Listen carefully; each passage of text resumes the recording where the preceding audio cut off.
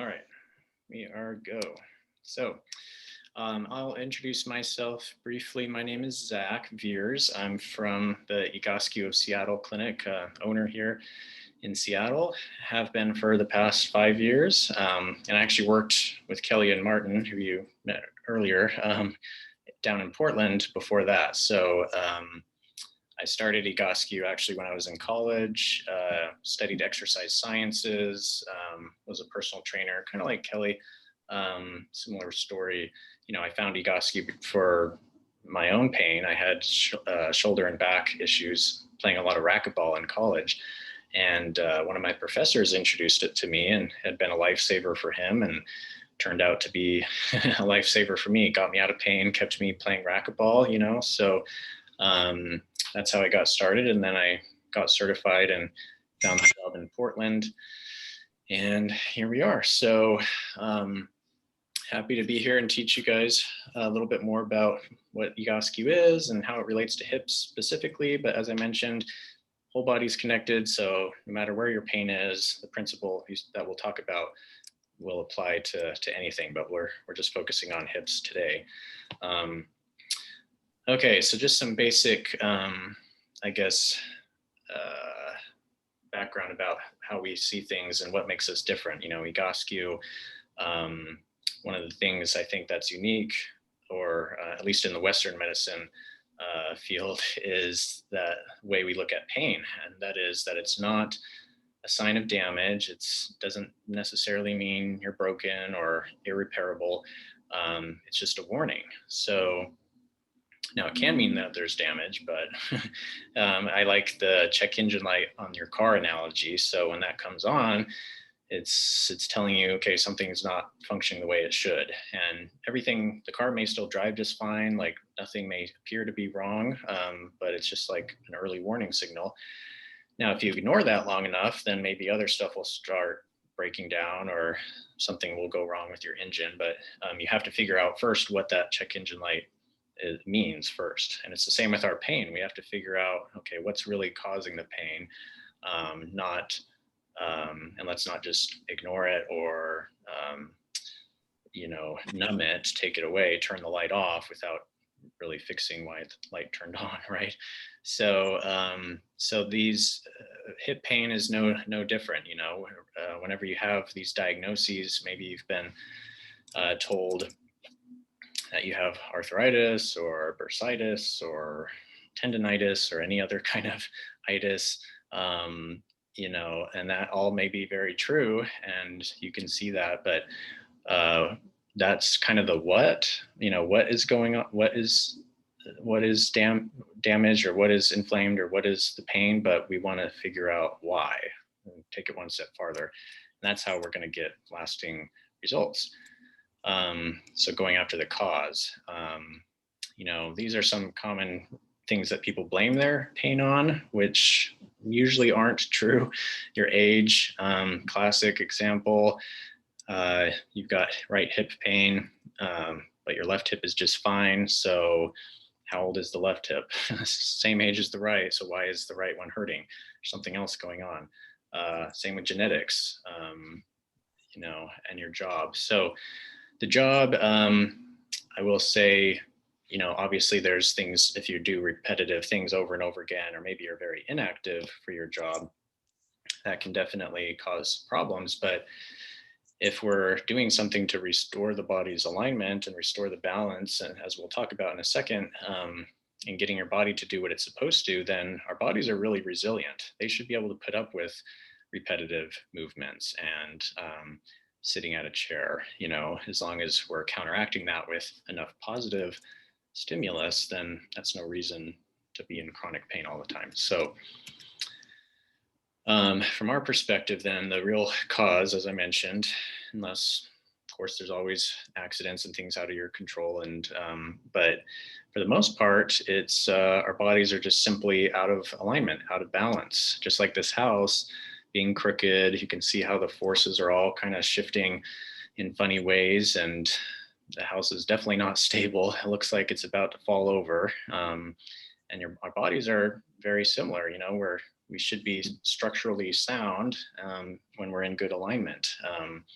all those, the floors should be level, the walls should be vertical, similar to our skeletal system.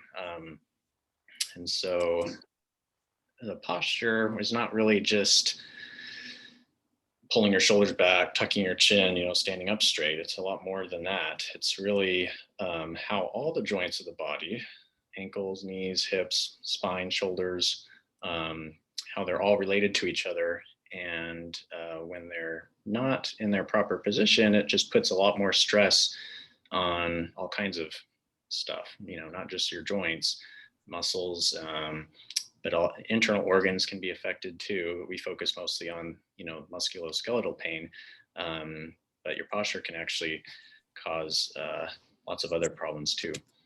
So the good posture is really, I like the word balance here, and we use that term a lot. It just means basically the same things happening on the right and left sides of your body. Symmetry is another good word, but it's not just when we're standing, but like I said earlier, it's more than just that. But that's just an easy way for us to assess is the standing posture. But it also takes into account, how you move, right? If you can stand okay, but sitting for some reason, or you can't squat properly because of muscle imbalances, then that's going to cause issues too. So, and we look at all that posture, but also how you walk and how you move when we, assess people for their posture. So this is what we're designed to do, move. We're designed to be active. We got 2 legs for a reason. We should be upright, balanced, and our whole systems really rely on movement to stay healthy. I think we all are aware of that, the importance of physical activity, but it also needs to be balanced physical activity. So many of us kind of specialize in our movement or our sport or activities that we really like, and it becomes kind of a narrow focus compared to, if you think back to when you were a little kid, you probably moved way more than you do now, just not because of exercise, but just for fun, right? You were just always in motion, climbing, running, jumping, rolling, all kinds of stuff. And so as we age, we tend to, for various reasons, stop moving as much. That's really, in our belief, what causes these muscles to become imbalanced. We're not using some of them enough. We're not moving all of our joints through their full range of motion that they were designed for. And use it or lose it is a true statement. So eliminating the pain, obviously, we're teaching you that we can, there's a better way. Sometimes these things are necessary. There's nothing wrong with medications or surgeries. Sometimes those are definitely needed.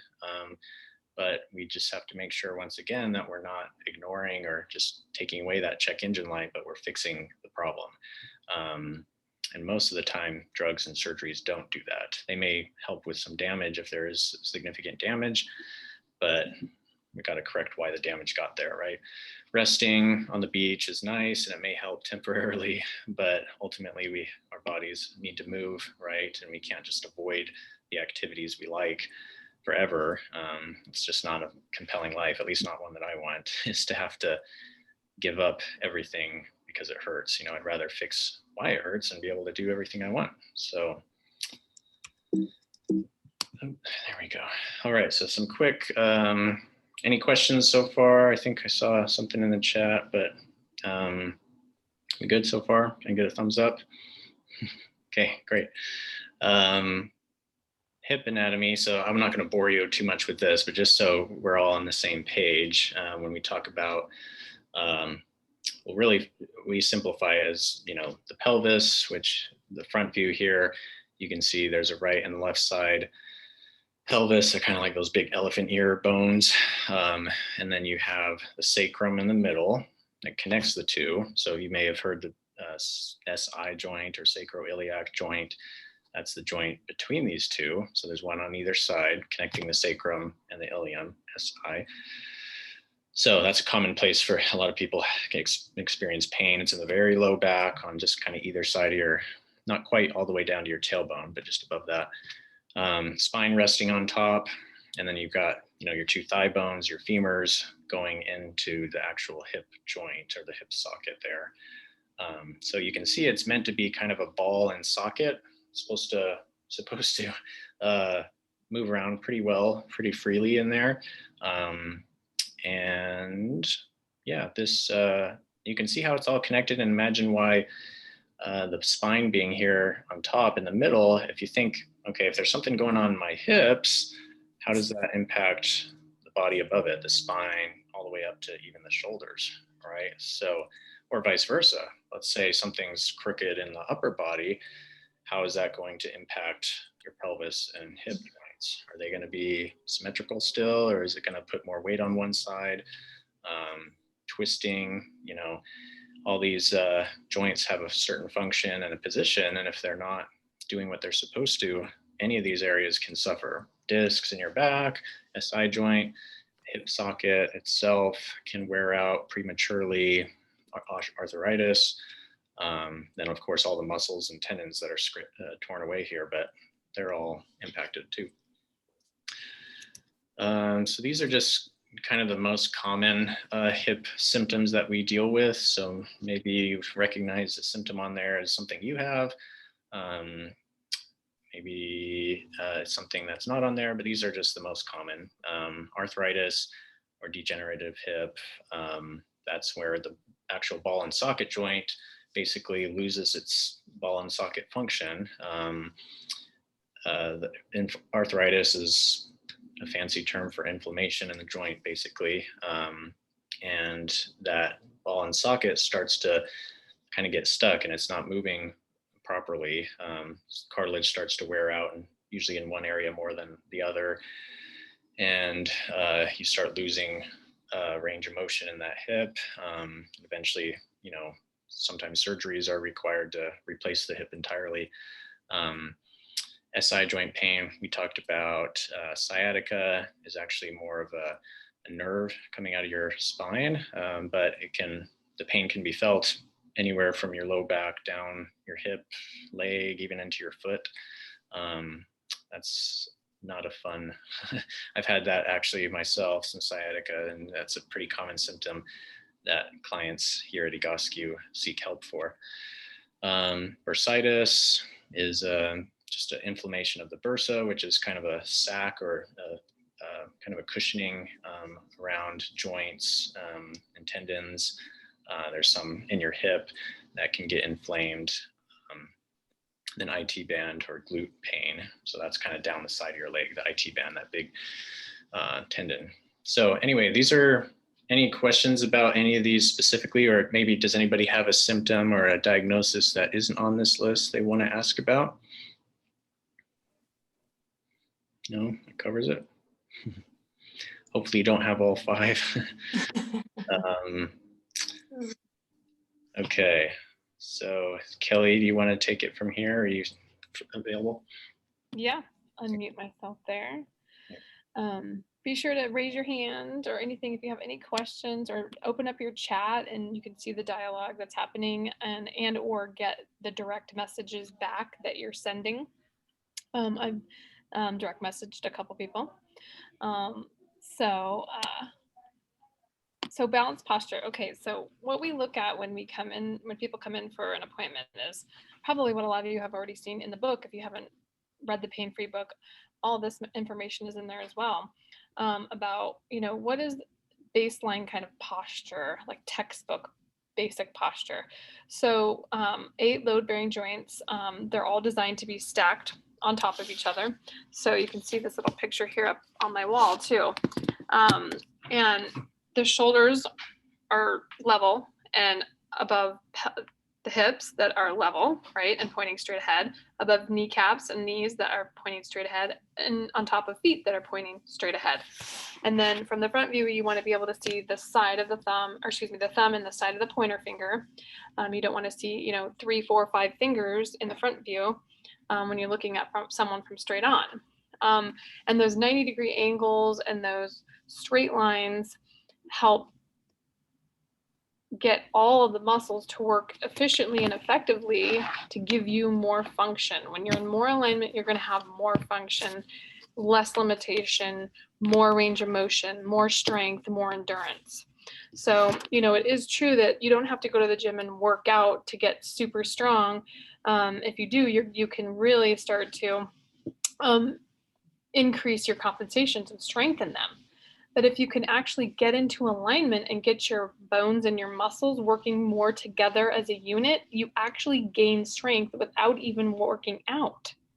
So it's really amazing in that sense how the posture, the balance of the body fuels the strength. When your body's having to work really hard to balance itself, it's using all kinds of compensating muscles.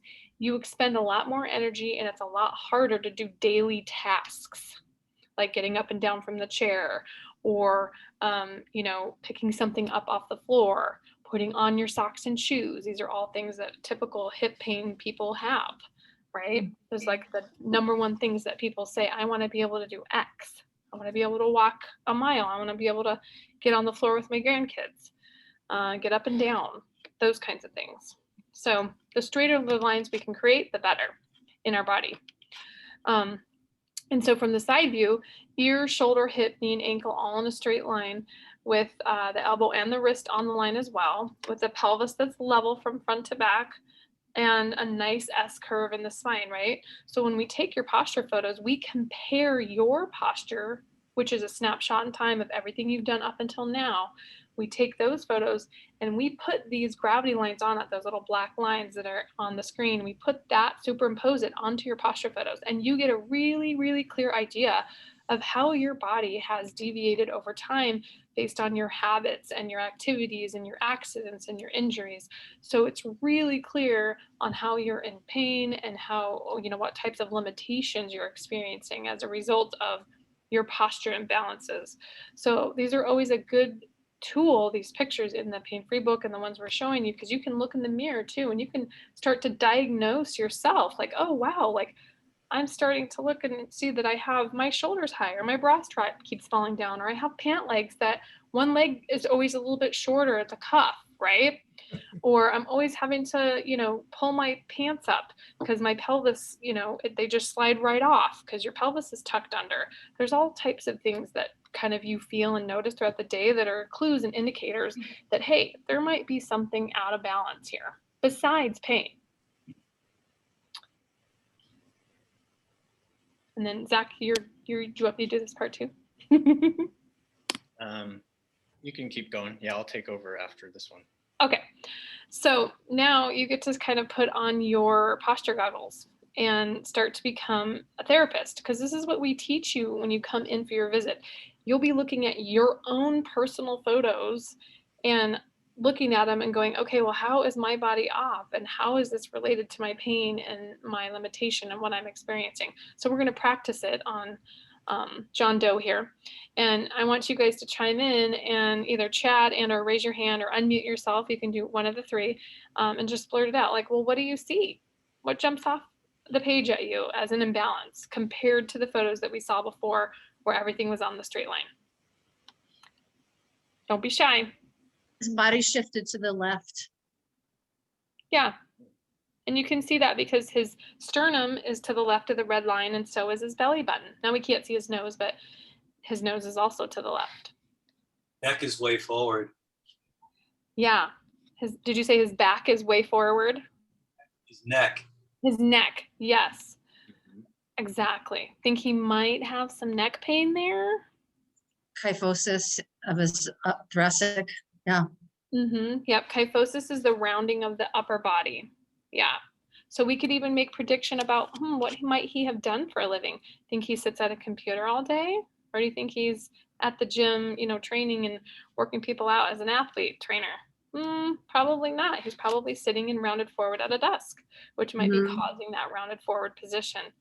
So you can kind of start to piece things together, even just by looking at the pictures, not knowing anything about the person. His right hip looks elevated. Yeah. And which came first, the chicken or the egg? Did the hip elevate and then the spine moved to the left as a result, right? And then, yes, he may have neck pain, but if you don't address the fact that the right hip is high and then his torso offset, and that's really causing the neck pain, and you just treat the neck pain, then you've missed basically the whole holistic approach, right? Yeah, and he did have sciatica, by the way, so that's Oh, wow. Yeah. And sciatica is common when you have a hip elevation like that, and you'll offset significantly to avoid that nerve impingement and that nerve pain. In fact, it's someone, really common. Deborah in the chat said knees slightly forward of the ankle, so from the side views. So that's a good distinction to make, because it's not just the knee, the actual hip joint is forward of the line too. I know you can't really see the hip joint, but Yeah. you know, if you kind of picture where the seam in his shorts is, like on the very side, it's about where the hip joint is. So you can see that's forward of the line, right? Mhm. So that just brings the knee with it. So there's really nothing wrong with Mhm. it's in that regard. So the pelvis is forward, the hips are forward, and that kind of just brings everything with it. So Well, you can see that his shoulders are not balanced over his hips. Yeah. mhm. Good Therefore, Stephanie. Yeah. Yeah. we experienced that today, didn't we, Kelly? We did. Stephanie just had her first visit today, and I can tell you it was remarkable. It was such a pleasure. She had It was, amazing results in less than an hour. It was like we were both in tears. yes. Awesome. Yes, it was awesome. Felt great. Yeah. And I'll be doing it every day. Believe Yeah, me, you I'll be can doing. now you can start looking at other people's posture and thinking, oh wow, gosh, I know why they're in pain. Yeah, exactly. Now this guy looks like he's not in pain. Yeah, well, same guy. So what? That's the same guy? I love it. Yeah, Now look you at know that. what we deal with every day. We get that response. Every client, we're like, yes, Wow. same guy, that's the same girl. Yep. Yeah. So what specifically? What got better? What's different now? He's stacked evenly. Mhm. I mean, his shoulders are over his hips, his neck is over his shoulders, and his hips are balanced. They're Yeah. not just, yeah. Mhm. He also- looks happy. but Yeah. His left foot is, why did his left foot, it looks like it's weighted on the lateral oh yeah. border of his foot.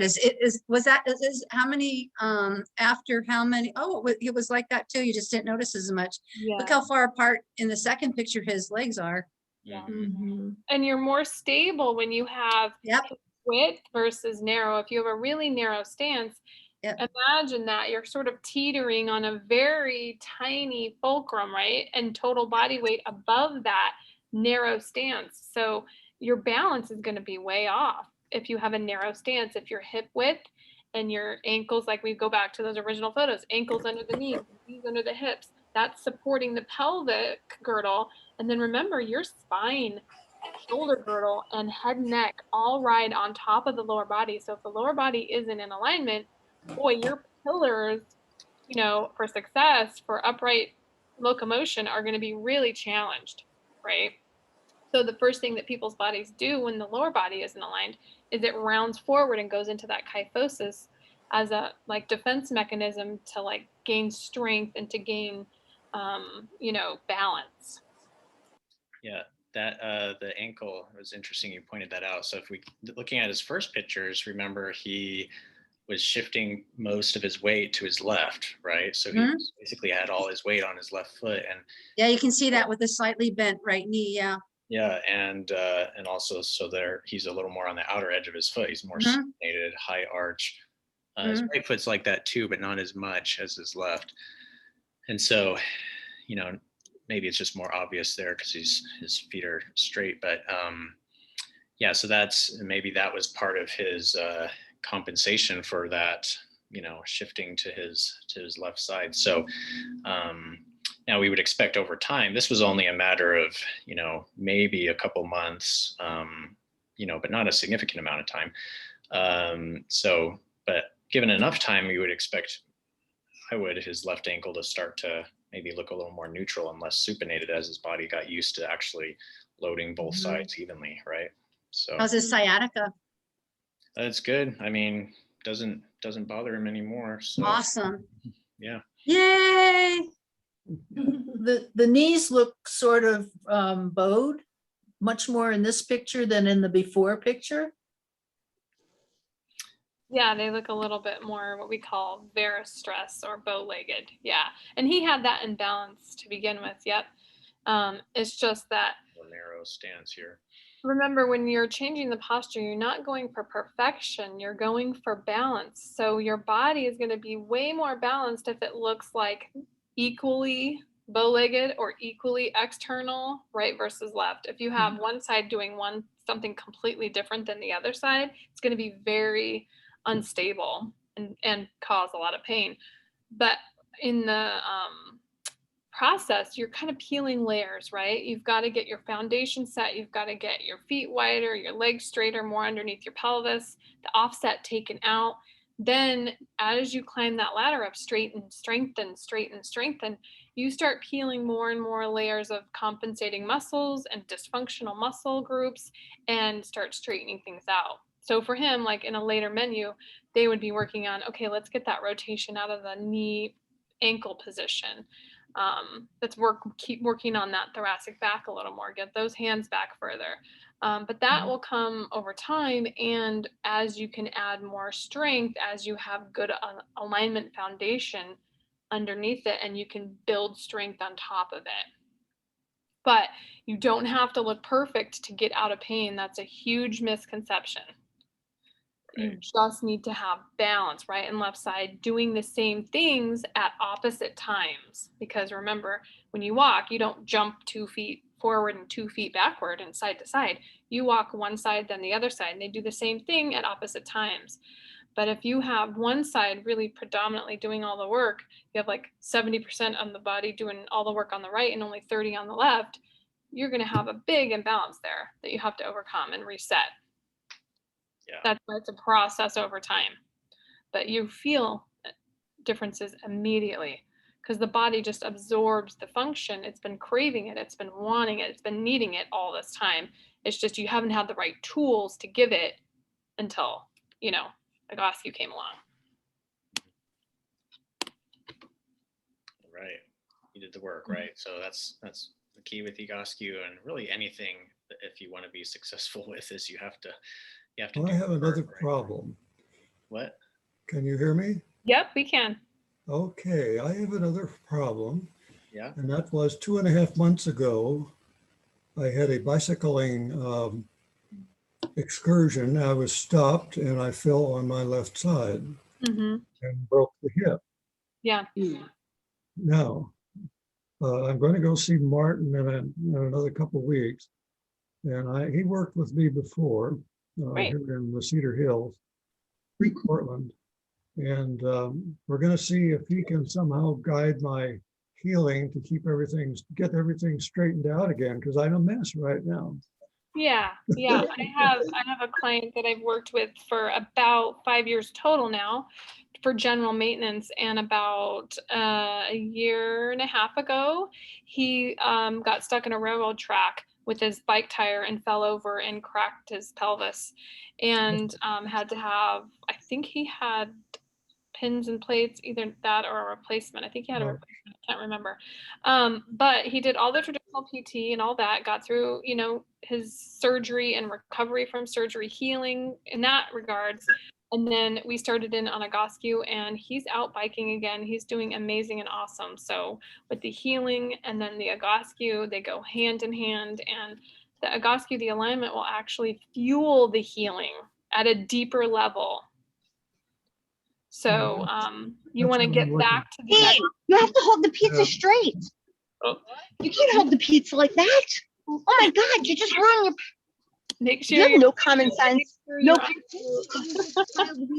Make sure You hold you're it. muted. Oh, somebody needs to mute. In my case, the hip joint did not come apart.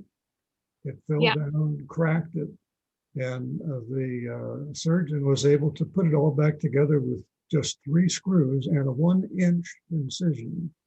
Wow. Wow. So it's kind of interesting what happened. Yeah, But, and remember, every- now you have a joint that is compensated, it's compromised from its original design.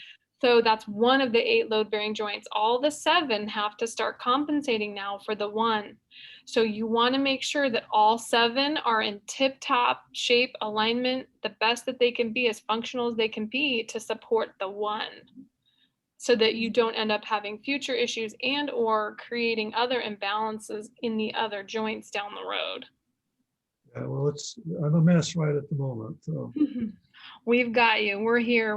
You're part of the family. You're not alone. So when you come in, we're just going to start with right where you're at and climb the ladder, straighten, strengthen, and peel those limitations. So don't you worry. All right. Oh, I'm Sure. never worried. Good. Okay. All right. So I'll show a couple other kind of before and afters just to show kind of a pretty typical, postural changes will happen when you do Egoscue. So these are both ladies I've worked with who had hip issues. On the left here, she was told she needed a hip replacement. She could barely sit for any given length of time. She couldn't really bend down, and just very immobile. So you can see how really her problem actually was mostly in her upper body, like just by straightening out her upper spine, which you can see how forward her head was, how rounded her shoulders were, and this big curve in her upper back. So just by improving that a little bit, her hip just started regaining its natural function on its own, just by improving her upper body position. So that was really cool. She never ended up having to have surgery. And she's able to, sit in a car and drive a long time now to visit her family and stuff that she wasn't able to do before. So that was really, really exciting.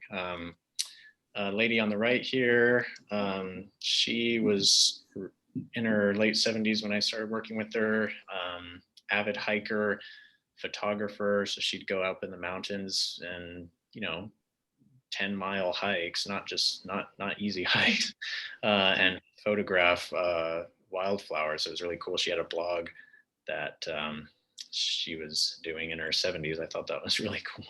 But anyway, she had, back, neck, hip, probably knee pain too, if I remember. So a lot of joint pain, but didn't really stop her from doing what she wanted. She just had to, it just wasn't enjoyable when you're in pain like that. Maybe some of you can relate. You still try to grit your teeth and work through it, but you can see how, once again, upper back really rounded, shoulders, head forward, pelvis is kind of tucked backwards or tucked under, so her spine is a little more flat than it should be. You can see how much that improved. And standing even a little bit taller, she looks younger, honestly. And so then a lot of her pain was gone, and she was able to keep doing what she loved and not be constantly burdened by pain. So I think it's important to note too that it doesn't matter what age you are.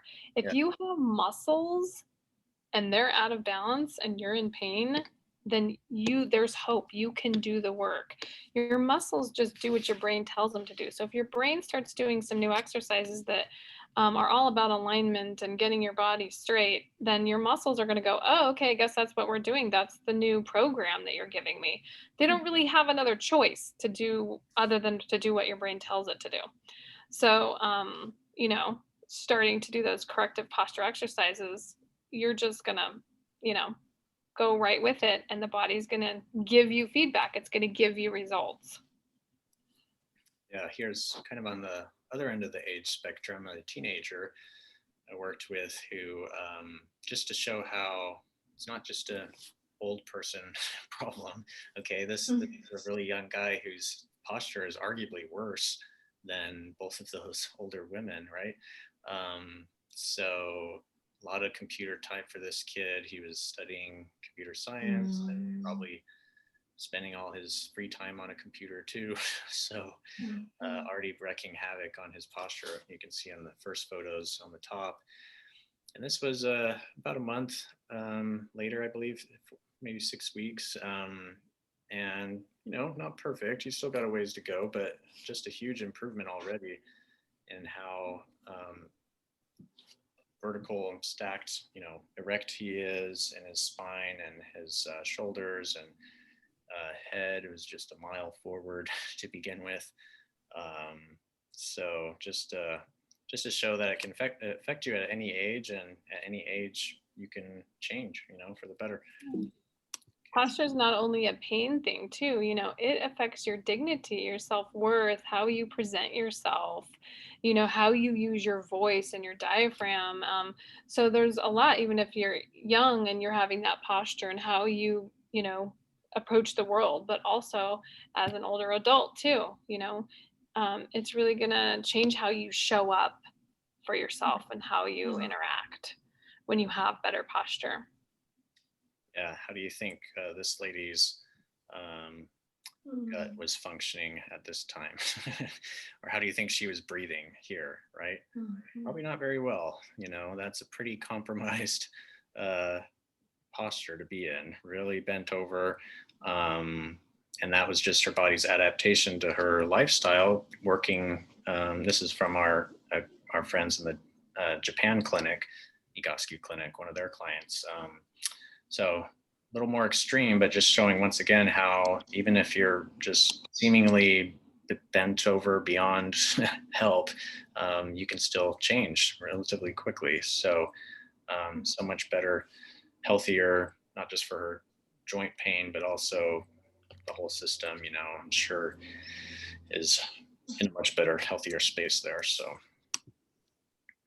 okay, one or two more things, and we'll get to the fun stuff here. But I just wanted to show this, talking about the hips specifically today.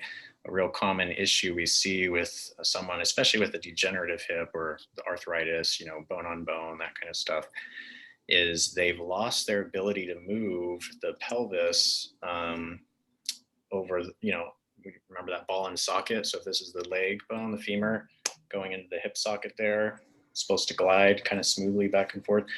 So when that doesn't happen and your pelvis kind of gets stuck, then something like bending over to touch your toes, you end up moving with just your spine. So you just look at the hip, the angle of the hip. So her spine is really, hips are tipped forward a little bit, but then most of the bending is happening up here versus in the green shirt, you can see her hip joint has actually allowed the pelvis to now tip forward farther, so her back is it's already more level, and she doesn't have to bend as much with her spine, and it's just the hip joint doing what it's supposed to. So if maybe you can relate to this photos, if you've had a hard time touching your toes, or maybe you've never been able to, you know, look at yourself from the side view in a mirror.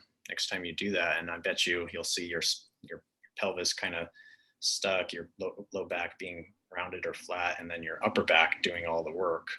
And that's what we want to address. We want to, you know, get that upper back to do what it's supposed to and free up the movement down at the pelvis and hips. So, all right, so this is the interactive part. So I'll let Kelly take us through a quick exercise to do a little self-assessment, and then we'll go through some exercises, and so you guys can feel what it's like.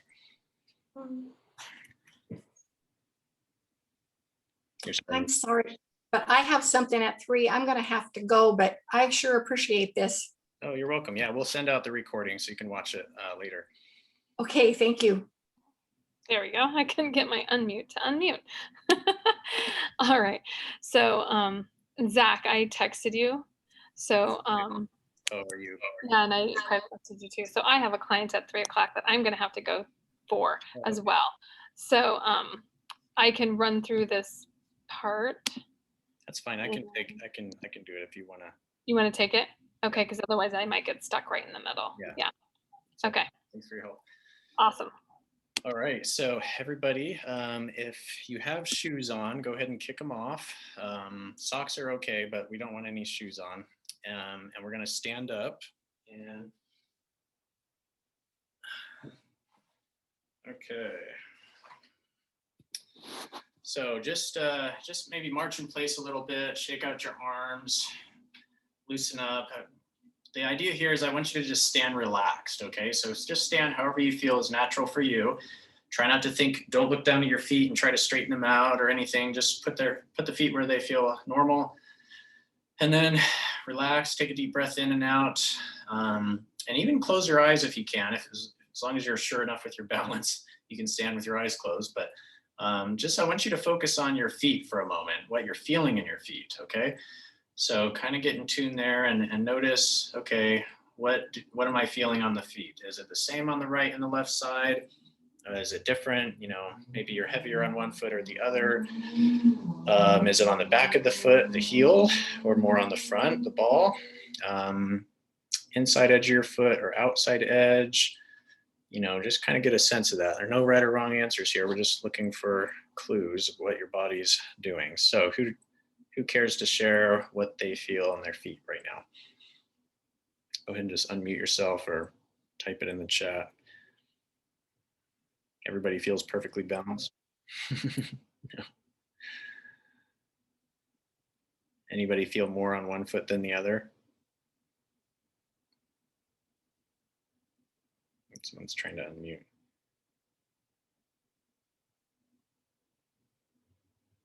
Okay, flatter arch on the right, good.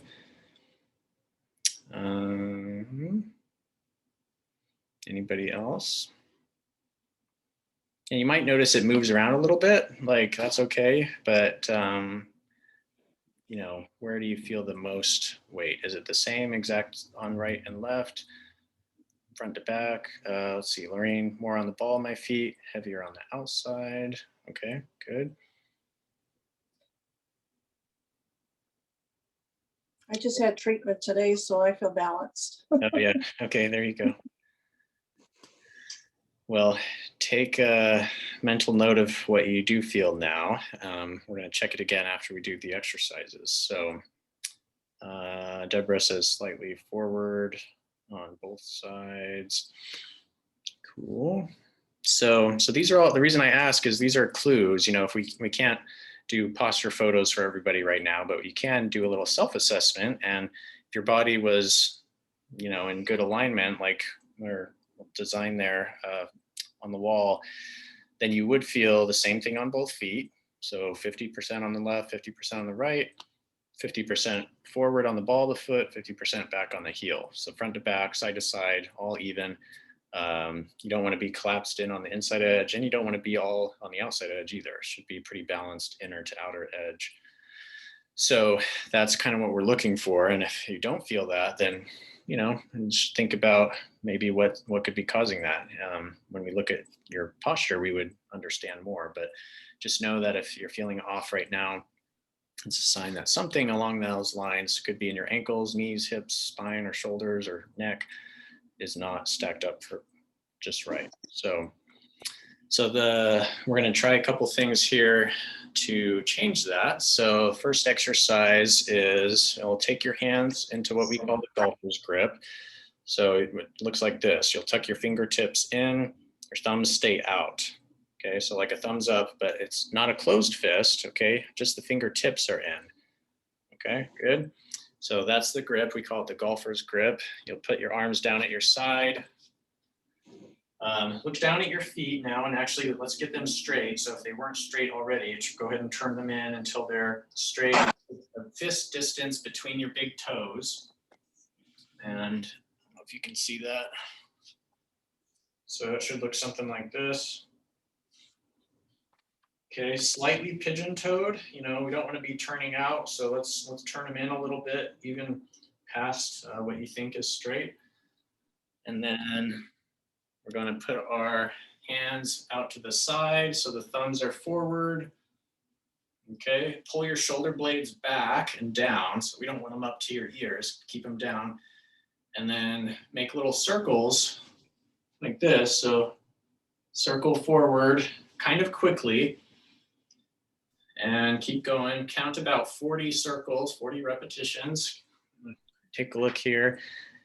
So if it's tough on your shoulders, you can put the arms a little bit lower, a little lower than your shoulder height. That makes it a little bit easier if you're having shoulder problems. But looking good. Nice speed there, David. Dan, nice. Mark, Claudia. I can tell some of you have done these before. All right, so once you've got to about 40, go ahead and take a rest, shake it out. We're going to do a second time. Everything is the same, except this time we're going to turn the palms up so your thumbs are backwards and rotate backwards. All right, same thing, 40 times. Keep your shoulders back, keep your feet straight. So you might be asking, why are we doing arm exercises? I thought this was for hip pain. You're right. So we're going to focus entirely on the upper body today because I want, for one, most people have some kind of shoulder, upper back, upper body problem with their posture that when we change that, you should feel an improvement and all the way down into your hips. So once you're done with 40 there, go ahead and bring your arms down to your side. We're going to do the same grip again. This exercise, though, we're going to put our knuckles here. So just on the sides of your temples, just behind your eyes, thumbs are pointed down. And then bring your elbows in front of you. Try to touch them in the middle and then back. Try to reach back as far as you can, in and out. So notice the grip doesn't change. I'm just kind of rocking the knuckles back and forth on the forehead. This one's a little awkward, I know. Good. Keep the hands up above just behind your eyes. We'll do about 20 of those if you can. So if you're having a hard time touching your elbows in the front, or maybe you feel stiff going back, that's a sign that, okay, there's some restriction in your shoulder muscles, keeping you from doing that freely. But we're just asking the body or reminding it that we've got two shoulders, two sides of our upper back that should work together in a balanced way.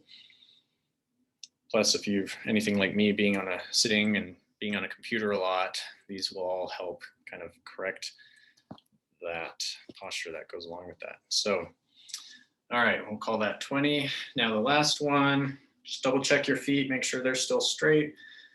We're gonna put our fingers like this, outstretched in front of us, and then go straight up overhead, and then tilt your head back and look. So we don't notice, you're not going to bend your back. You don't want to lean backwards like that.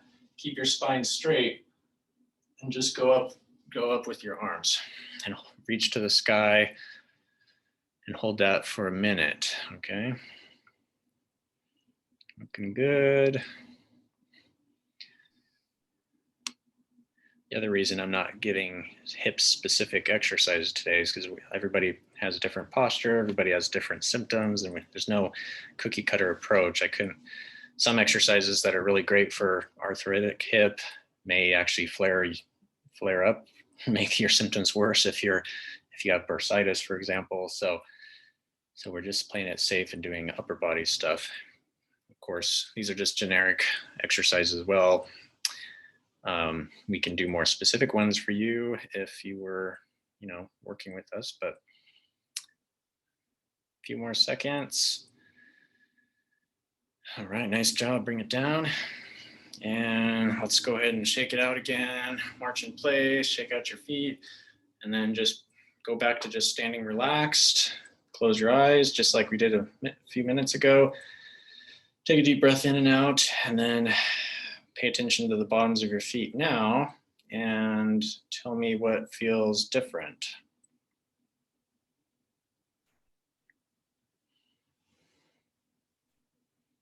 This is where you unmute yourself. Fran? My breathing seems fuller. Fuller breathing, that's good. So probably a little more opened up in your ribs and chest, right? Good. I disappeared. Oh yeah, there we go. There. I have a question. Yeah. How does your approach differ when when you're working with people with hypermobile joints like I have and those that don't? Well, it's something we take into consideration, of course. You know, the exercises might differ. We just have to be aware of, you know, if we don't want to push something beyond the joint's healthy range of motion. So, but the basic approach, overall approach, is still the same. You still have, you know, the same alignment that should be there, and that's what we want to correct. But yeah, it's a condition. I've worked with several people with different connective tissue issues like that. So it doesn't stop you from making progress, if that's what you're asking. You can still get better. So someone said arches feel the same on each side. That's great. So versus feeling a little different on one foot. So that a little more evenly distributed. Good. Groan when I put my arms down. Yeah. So your shoulders might be feeling it a little bit, but I mean, if those are relatively simple movements, right? And if you, maybe it's a sign that some of those shoulder muscles aren't used to working very much, right? So back on your heels, some more weight. Okay. So it sounds like, I mean, you should have felt some kind of change, and it's okay if you didn't. Maybe you were pretty balanced in that regard to begin with, but hopefully that lets you see just a little taste of, okay, 3 simple generic upper body exercises actually changed how I felt in my feet. So, you know, imagine if we were to actually give you exercises based on your specific posture, and what could change for the better. So if you're feeling more balanced in your feet, some people feel lighter, or just, you know, less tension, easier breathing, as someone mentioned. And those are all good signs that your posture is in better alignment, body's under less stress, and over time that should mean less pain too. So I started doing these. This is the routine that I do almost every single day. And about 3 weeks ago, my feet hurt a lot more. But now, when you were saying, what do your feet feel? They feel pretty good. But what hurts me the most is my hands. My hands are so tight, and that it takes me a while just to get them in that position. And when I stick them out here, it's sheer pain for 10 or 20 cycles. And it works out pretty good by Wednesday, Thursday, Friday. And then I take off the weekend and I'm right back to pain again Monday. So I've been starting to do them all through the weekend, but it's all 3 of those things. They're just like tight as a piano. yeah, well, I guess that shows how important it is to do it every day for you, right? And that may not be the case always, but if you're working through some really tight muscles or joints, sometimes you have to hit it a little harder, you know, even multiple times a day. Sometimes some people do exercise more than once a day. Now, eventually, once everything gets more balanced and your body's under less stress and pain, like won't have to do that forever, but you will have to do something to maintain it, right? Otherwise, you'll eventually go back to those old patterns. So, yeah, well, thanks for sharing. That's a good reminder. Okay, so we're almost done here. Let me just share this.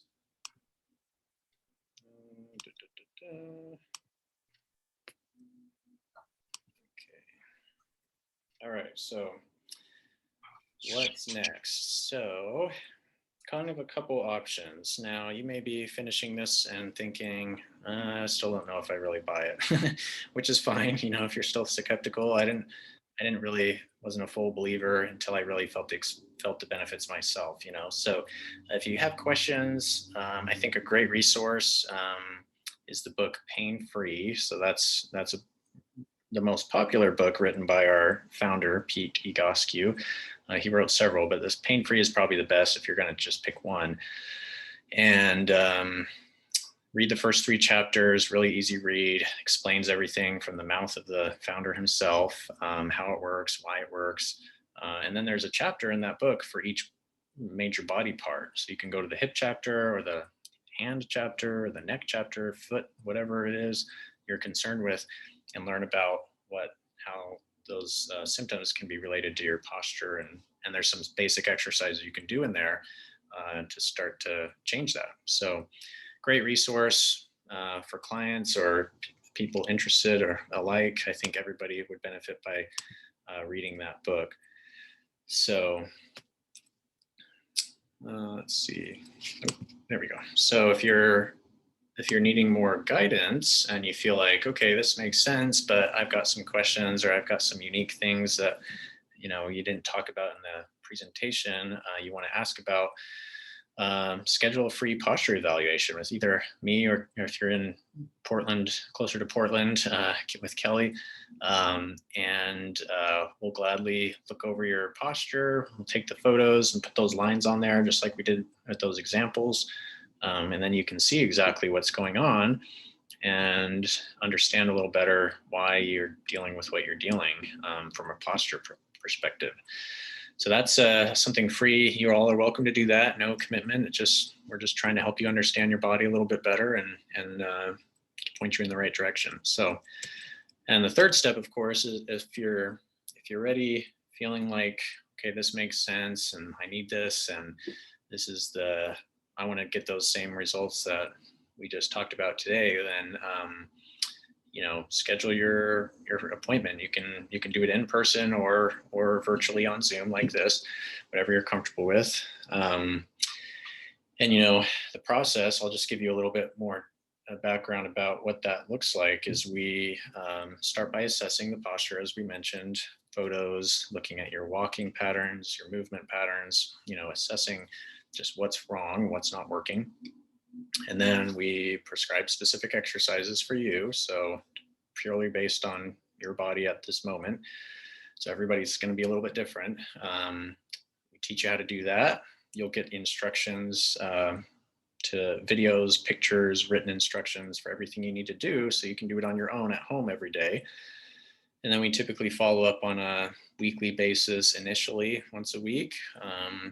Make sure that you're doing exercises correctly, that as your body changes and we start to see that posture shift, things start to get better. Maybe some don't. Then we change what we're doing with the exercises and take you to that next step. So it's a process of reevaluating and just constantly improving your function, improving your posture over time.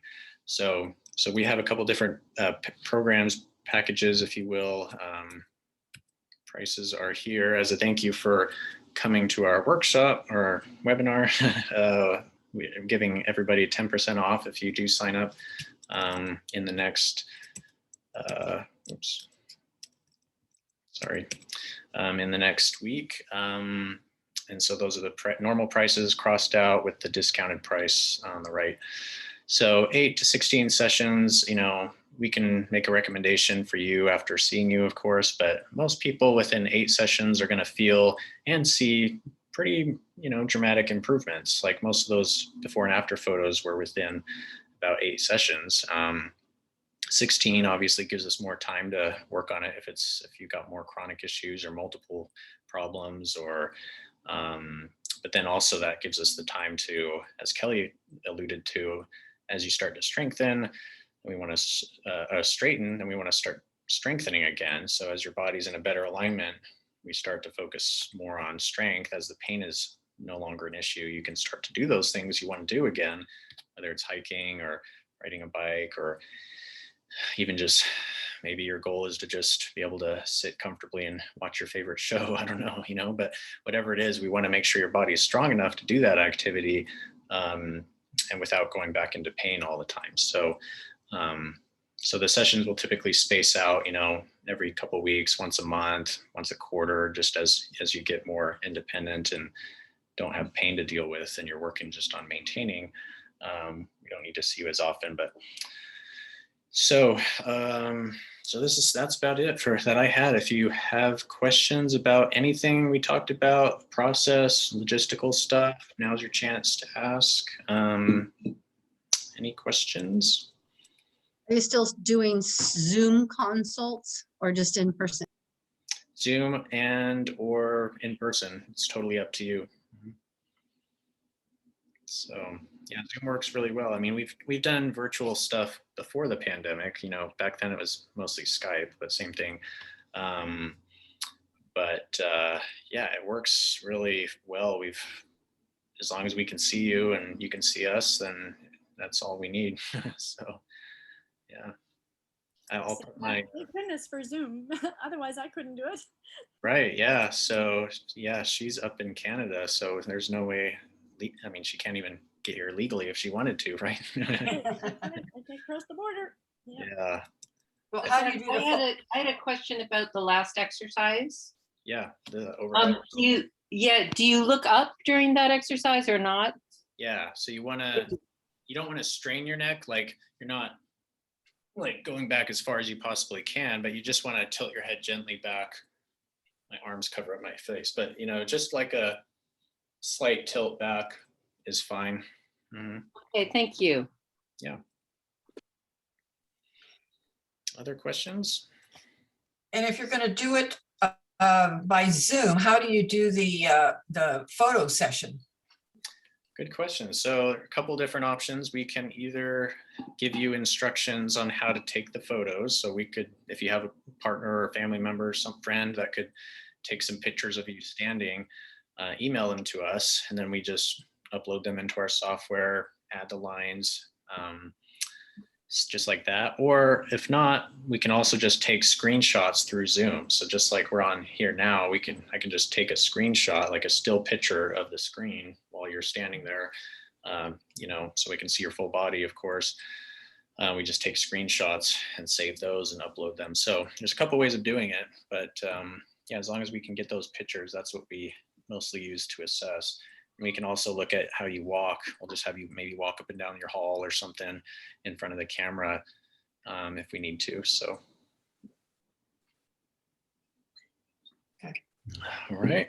These are contact info, and you can also go to the website egoscue.com and put in your address to find the nearest clinic. But I'm assuming everybody here is somewhat Pacific Northwest area, right? No. No? Where are you? Oh, I'm in Arizona. Oh, okay. How did you get on this list? I went to you guys in Portland 1,000 years ago. Ah. Have you been, there's a couple clinics in Arizona now, right? In our area, there's no one that's fully qualified. Mm. They have a couple of people working out of gyms, but anyway, let me give you some feedback. My main, because I like to see what's happening. I've been following the exercises for years. I don't have hip pain. I do have real oxygen problems. I take oxygen at night. So, and I realized today, my blood oxygen has been 89 to 91. I did these exercises. Remember I said I was breathing better? I checked it and I was up 93, 95. Oh, wow. That's great. Just from, which is, I guess, why I was supposed to tune in today. Yeah, there you go. That's awesome. Wow. Well, there that's you for, go. Doing 10 of these and a few others with my chest. Right. Wow. So, well, that's glad you learned that. So now you can hopefully use that to help with your, I'm not going to say that that's a cure all for everybody who has that issue, obviously, but it can't hurt to get your posture a little straighter and more oxygen with each breath if you're taking deeper breaths, right? So cool. No, it's not deeper. It's really moving the muscles in the chest. Mm-hmm. And I felt those loosen, and that's when I felt I was breathing better and checked it out. Nice. Cool. Thanks for sharing, Fran. That's cool. Okay, well, feel free to contact us if you want to schedule your free consult or schedule an appointment. Otherwise, I'll log us off here. Was there any last question? Oh, Patty? No? Okay. Just thank you. Okay. Well, thank you for everybody for participating, and sorry we ran a little bit late, but Very much. Really well done. thanks. Thanks. Appreciate it. All right. Have a good rest of your day, everybody. Sure. All right. Thanks. Bye. Thank you. Mm-hmm.